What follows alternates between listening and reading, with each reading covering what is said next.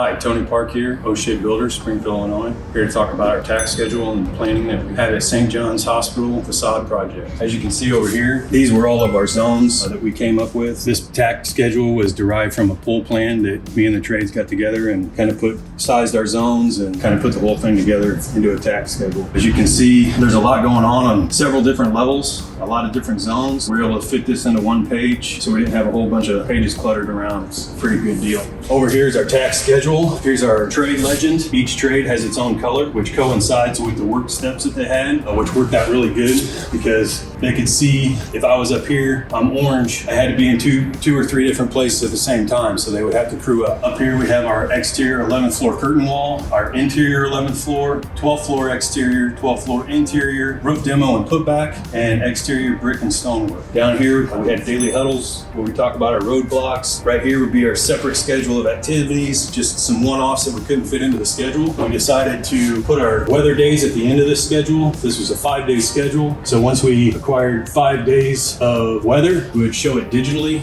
and send it out like this. As you can see, we put the weather days in and then shifted our schedule to the right. So that's how we were able to show that. This worked out really good. It was an awesome system. Everybody was kind of hesitant at first, but everybody loved it and definitely do it again. I'd also like to give a shout out. And this is a must-read, Takt Planning and Integrated Control System by Jason Schroeder and Spencer Easton. Good book, must read if you're going to do something like this. Thank you.